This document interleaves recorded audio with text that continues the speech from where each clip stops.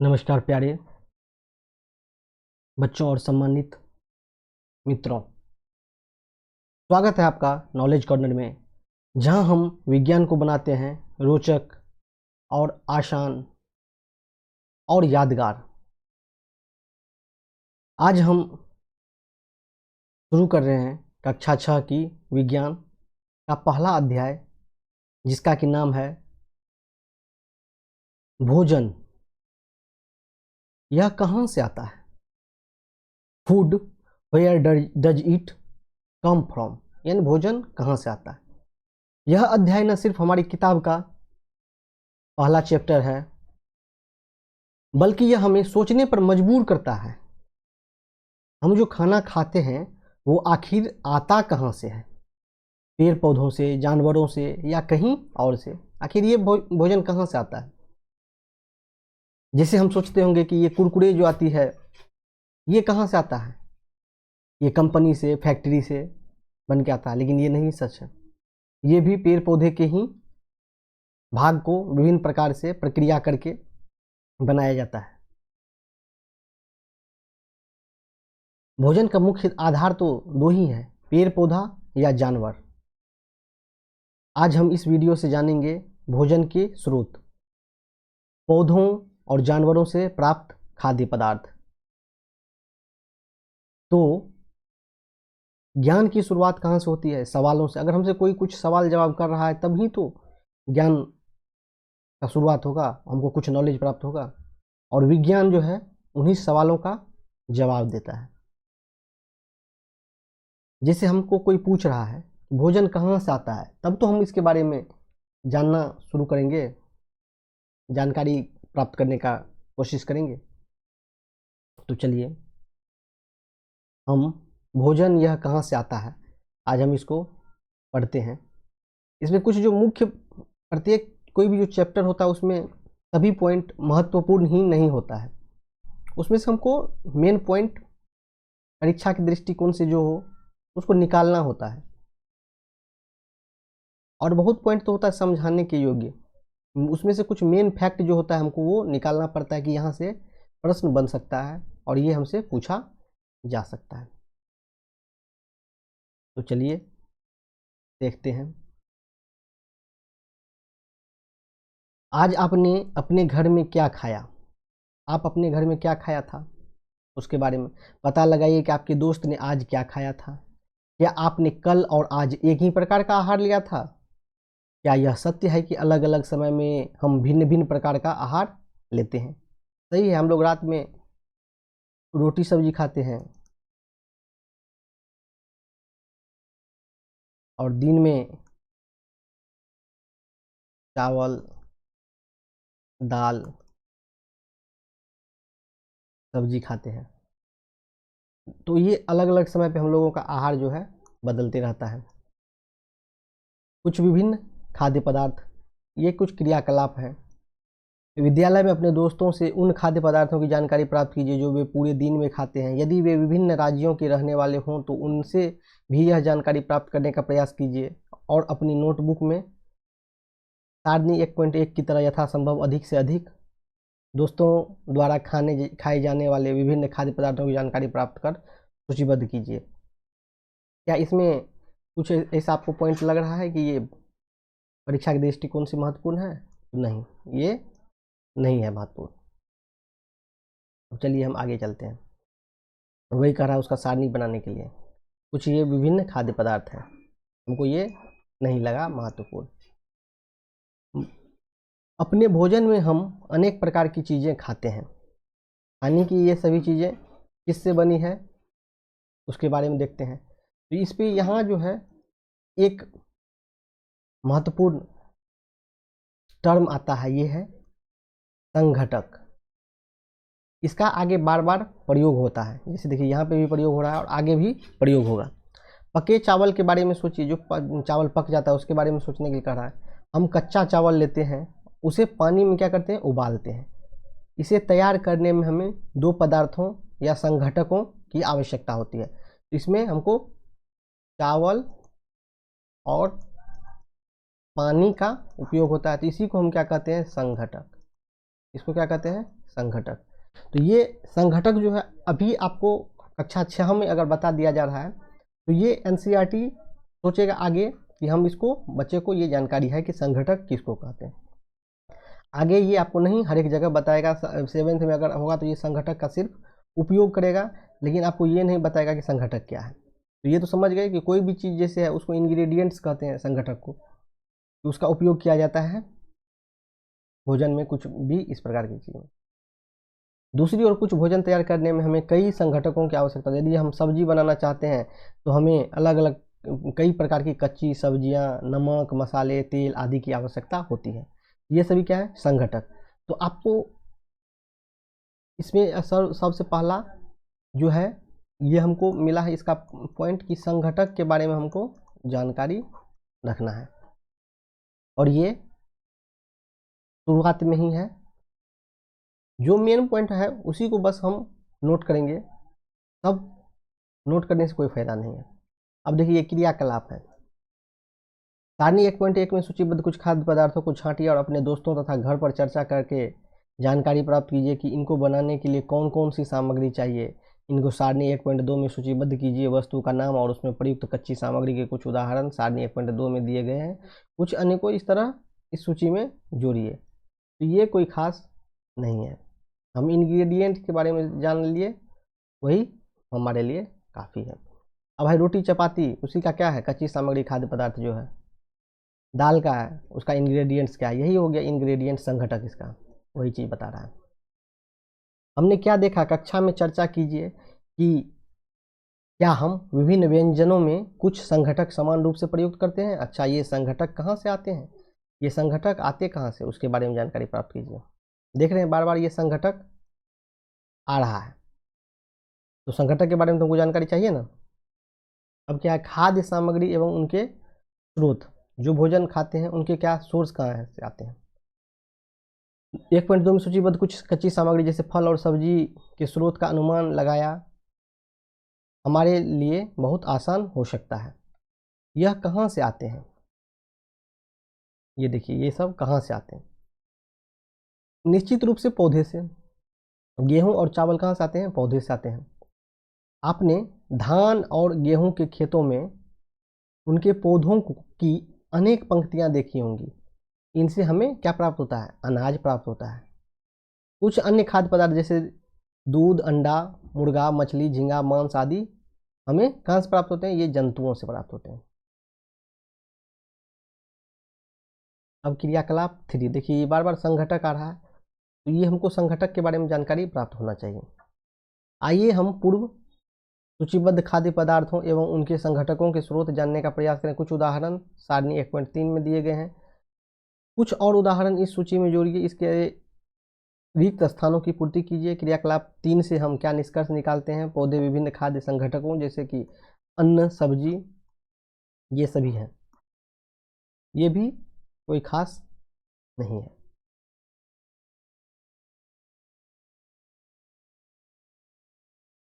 अब देखिए फल इत्यादि के स्रोत हैं। जंतुओं से हमें दूध, मांस, अंडे तथा अन्य जांतव उत्पाद प्राप्त होते हैं। गाय, बकरी तथा भैंस दूध देने वाले कुछ सामान्य पशु हैं। दूध एवं विभिन्न दुग्ध उत्पादन जैसे कि मक्खन, क्रीम, ये सब कहाँ से मिलते हैं? उसी के दूध से मिलते हैं। जैसे देखिए इसमें कच्ची सामग्री क्या है? और इडली बनाते हैं, चावल, उड़द की दाल, नमक, जल से बनाते हैं। और ये चावल हमको कहाँ से मिलता है? पौधा से। चिकन करीम, चिकन कहाँ से मिलता है? जंतु से। तेल या घी कहाँ से मिलता है? पौधे या जंतु से। खीर में जो है दूध वो जंतु से मिलता है, और चावल हमें पौधा से मिलता है। मुख्यतः हमको भोजन जो है 2 ही प्रकार की चीज़ों से मिलता है, या तो जानवर से मिलता है या पेड़ पौधों से मिलता है। घी, पनीर और दही का उपयोग संसार के प्रत्येक क्षेत्र में किया जाता है। क्या आप कुछ अन्य जंतुओं के नाम बता सकते हैं जो हमें दूध देते हैं? बता सकते हैं? ऊँट से भी हमको दूध प्राप्त होता है, और ऐसे ही अनेक प्रकार के और भी जानवर हैं जिससे कि हमको दूध प्राप्त होता है। भोजन के रूप में पौधों के भाग और जंतु उत्पाद, भोजन के रूप में जो हम उपयोग करते हैं उसके बारे में जानकारी है। पौधे हमारे भोजन का एक मुख्य स्रोत है। ये सही बात है, पौधे क्या है? हमारे भोजन का एक मुख्य स्रोत है। हम पौधे के कौन से भाग का उपयोग खाद्य पदार्थ के रूप में करते हैं? हम पत्तियों वाली अनेक सब्जियां खाते हैं। कुछ पौधे के फलों को भोजन के रूप में खाते हैं। कभी हम जड़ खाते हैं। देखिए कुछ के क्या है, कुछ के हम पत्तियां खाते हैं, कुछ के हम जड़ खाते हैं, कभी तना तो कभी पुष्प भी भोजन के रूप में खाते हैं। कभी आपने सीताफल यानी काशी फल के फूलों को चावल की पिट्ठी में डुबोकर व तलकर पकौड़ी बनाकर खाया है। वो जो होता है हम लोग जिसको कहते हैं कदीमा, कहीं कहा जाता है पेठा, वही सीताफल है। उसके पत्ती जो होता है एकदम फूल जो होता है उसको भिगो करके चावल का जो होता है पीस करके उसमें डुबो करके उसको तल करके हम लोग खाते हैं। कुछ पौधों के 2 या 2 से अधिक भाग खाने योग्य होते हैं। उदाहरण के लिए सरसों के बीज से हमें तेल भी प्राप्त होता है और इनके पत्तियों को हम साग बना करके भी खाने का काम करते हैं। क्या आप केले के पौधे के विभिन्न भागों के बारे में सोच सकते हैं जिन्हें हम भोजन के रूप में लेते हैं? क्या आप किसी अन्य पौधे के बारे में सोच सकते हैं जिसके 2 या 2 से अधिक भाग खाए जाते हैं? इस प्रकार आप सोचिए कि किस किस पेड़ पौधे हैं जिसका कि हम एक नहीं, उस जैसे सरसों है, सरसों का हम क्या खाते हैं, उसके दाना को भी खाते हैं और उसको साग को भी तोड़ के खा लेते हैं। तो ऐसे ही सोचना है। जैसे देखिए बैगन का भरता बनाया, बैगन मिर्च ये सब का क्या है, फल है। तेल, मूंगफली, सरसों, सोयाबीन ये सब बीज हैं। इसमें देख लीजिए इसका मेन पॉइंट यहाँ पे है बस कि खाने योग्य 2 से अधिक भाग जो हम खाते हैं उसके बारे में दिया हुआ है। इसको हम एक बार पूरा पढ़ लेते हैं, उसके बाद जो हम रिवीजन करेंगे जिस समय में, तो उस समय में हमको बस जो हाईलाइट किया हुआ है मेन पॉइंट है हमको बस वही देखना है। बार बार हम जब पढ़ने लगेंगे तब तो पता चलेगा एक किताब को पढ़ने में हमको फिर से उतना ही समय लग गया। मूंग अथवा चने के कुछ सूखे बीज लीजिए। अब इनमें से कुछ बीजों को जल से भरे एक पात्र में डाल दें तथा 1 दिन के लिए छोड़ दीजिए। अगले दिन जल को पूरी तरह निकाल दें और बीजों को गिलास में रहने दें। उन्हें एक गीले कपड़े में लपेटकर एक ओर रख दीजिए। अब क्या आप बीजों में कुछ परिवर्तन देखते हैं? हाँ देखते हैं, ये उजला उजला जो आ गया है तो उसी को अंकुरन कहते हैं। बीज से ये बाहर निकलती है। यदि हाँ तो बीज अंकुरित हो गए हैं, यदि नहीं तो बीजों को पानी में धोएं, पानी निकाल दें और गीले कपड़े से ढककर अगले दिन के लिए उन्हें छोड़ दें। क्या उस दिन आपको बीजों से बाहर निकलता हुआ एक छोटा सा अंकुर दिखाई देता है? उसी को अंकुर कहते हैं। अंकुरों को सावधानी से धोकर आप इन्हें खा सकते हैं, ये उबाल भी जा सकते हैं। इनमें कुछ मसाले मिलाने पर खाने के लिए एक स्वादिष्ट अल्पाहार तैयार हो जाता है। अब ऐसे ही देखिए, क्या आप जानते हैं कि शहद कहाँ से आता है या यह कैसे उत्पादित होता है? क्या आपने एक मधुमक्खी का छत्ता देखा है जहाँ बहुत सी मधुमक्खियाँ भिन भिनाया करती हैं? ये सब तो कहानी है, उसमें और कुछ नहीं। इसमें आपको क्या मिला? अंकुरन के बारे में, जो कि हम जानते ही हैं कि मूंग को पानी में अंकुरन कर देते हैं, पानी में फूल के वो अंकुर बनाता है। अभी इसमें मधुमक्खी के बारे में बताया है, चलिए देखते हैं। मधुमक्खियों फूलों से मकरंद यानी मीठे रस यानी पॉलेन एकत्रित करते हैं और इसे अपने छत्ते में भंडारित करते हैं। सही बात है, ये जो नेक्टर नेक्टर को चूस करके अपने छत्ते में एकत्रित करता है। फूल और उनका मकरंद वर्ष के केवल कुछ समय में ही उपलब्ध होते हैं, हमेशा नहीं होता है, कुछ समय में ही ये उपलब्ध होते हैं। अतः मधुमक्खियाँ इस मकरंद का भंडारण कर लेती हैं ताकि पूरे वर्ष इसका उपयोग किया जा सके। हम ऐसे छत्तों में मधुमक्खियों द्वारा भंडारित भोजन का शहद के रूप में उपयोग करते हैं। जंतु क्या खाते हैं? क्या आपके घर में कोई ऐसा पालतू पशु है जिसकी आप देखभाल करते हो? कुत्ता, बिल्ली, भैंस या बकरी? फिर आपको इसकी जानकारी भी अवश्य होगी कि आपका पालतू जानवर क्या खाता है। अन्य जंतु क्या खाते हैं? क्या आपने कभी गिलहरी, कबूतर, छिपकली या छोटे से कीट को खाना खाते देखा है? ये किताब जो है इसको कक्षा 6 के आधार पर ना है, इसीलिए इस प्रकार से बच्चे को कुछ जानकारी देना चाहता है कि हो सकता है उसको जानकारी ना हो, तो इसलिए। सारणी 1.5 में अनेक जंतुओं के नाम लिखे हैं, उनमें से कुछ जंतुओं द्वारा खाए जाने वाले भोजन भी लिखे हैं। सारणी में रिक्त स्थानों की पूर्ति कीजिए। भैंस क्या खाती है? घास, खली, भूसा, अनाज, पत्ती। बिल्ली क्या खाती है? ऐसे ही बाघ क्या खाते हैं? मकड़ी, छिपकली, ये सब के आपको चार्ट को भरना है। अब देखिए क्रियाकलाप 7 में है, ये थोड़ा सा कुछ इम्पोर्टेंट है। इसमें 3 हमको उधर सबसे पहले मिला क्या, संघटक मिला, जो कि मुख्य बिंदु था, उसका बार बार प्रयोग किया जा रहा था। इसमें शाकाहारी, मांसाहारी और सर्वाहारी बताया जा रहा है। जंतुओं को 3 वर्गों में विभाजित किया गया है।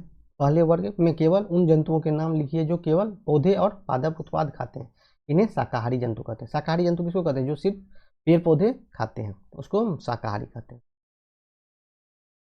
शाकाहारी, जो क्या खाते हैं, पेड़ पौधे खाते हैं। उसके बाद एक हो गया मांसाहारी। यहाँ कुछ जंतु ऐसे होते हैं जो दूसरे प्राणियों को खाते हैं, इनमें दूसरे वर्ग में रखा गया। इन प्राणियों को मांसाहारी जंतु कहते हैं, जो दूसरे प्राणी को खाते हैं या दूसरे जीव को खाते हैं, उसको क्या कहते हैं, मांसाहारी। और एक होता है सर्वाहारी, जो दोनों खाते हैं, जो दोनों खाते हैं, उसको क्या कहते हैं, सर्वाहारी। जिनका भोजन पौधे और जंतु दोनों ही होते हैं, इन्हें तीसरे वर्ग में रखिए, इन्हें सर्वाहारी जंतु कहते हैं। अब आप समझ गए, इसमें मेन पॉइंट हो गया हर्बीवोर, कार्निवोर और ओमनिवोर। हम जानते हैं कि हम में से बहुत से लोग ऐसे हैं जिन्हें पर्याप्त भोजन नहीं मिलता है। हमें ऐसा उपाय खोजने की आवश्यकता है जिनके द्वारा देश में अधिक खाद्य उत्पादन किया जा सके। यही पर्याप्त नहीं होगा, बल्कि हमें ऐसे भी उपाय खोजने चाहिए जिनसे यह सुनिश्चित हो कि यह भोजन हम में से प्रत्येक को आसानी से उपलब्ध हो सके। अब वही मेन पॉइंट सब है। संघटक के बारे में आप जान ही गए हैं।